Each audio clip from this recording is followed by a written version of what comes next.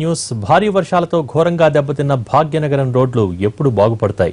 ప్రస్తుతం మరమ్మతులు చేస్తున్న రోడ్లు ఎంతకాలం మన్నుతాయి? హైదరాబాద్ను విశ్వనగరంగా చేయాలంటున్న ప్రభుత్వం రోడ్లకు ఎందుకు నిధులు ఇవ్వటం లేదు? ఇతర రాష్ట్రాలతో పోలిస్తే అరకొర నిధుల కేటాయింపుకే ఎందుకు పరిమితం అవుతోంది? గ్రేటర్లో ఇప్పుడు ఇదే హాట్ టాపిక్ గా మారింది.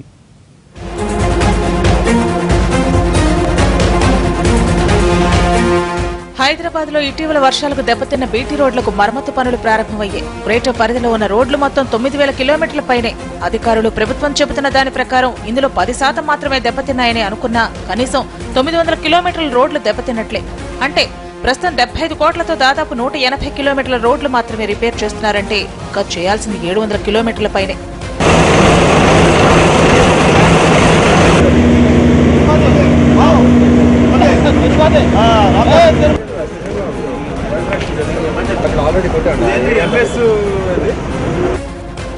ప్రభుత్వం నుంచి వచ్చే నిధుల కోసం జీహెచ్ఎంసీ ఎదురుచూపులు చూస్తోంది. మరోవైపు మెట్రో నిర్మాణాల వల్ల దెబ్బతిన్న ప్రాంతాల్లో రోడ్ల నిర్మాణం, రిపేర్లు చేపడుతున్నారు మెట్రో అధికారులు.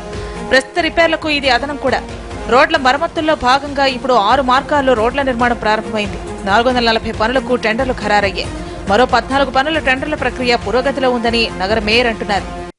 ప్రతి భారీ వర్షాలు కంటిన్యూషన్ గా 15 రోజులు 20 రోజులు ఇట్లా వర్షాలు ఉండటంతో మరి వాళ్ళ కొన్ని బీటీ రోడ్స్ మరికొన్ని వాళ్ళ వైట్ టాపింగ్ రోడ్స్ కూడా వేస్తున్నాం.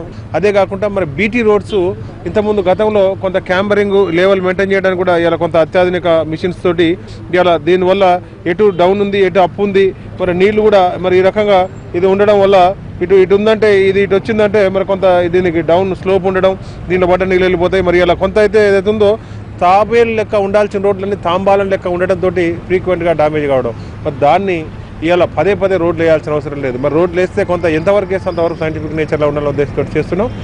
నిధుల లేమితో అవస్థలు పడుతున్న జీహెచ్ఎంసీకి ఇప్పుడు రోడ్ల మరమ్మతులు నిర్మాణం పెద్ద గుదిబండలా మారింది. మరో 2 నెలల్లో జీతాలకు కటకట పరిస్థితి. రోడ్ల మరమ్మతులకు కావాల్సింది దాదాపు 1000 కోట్లు.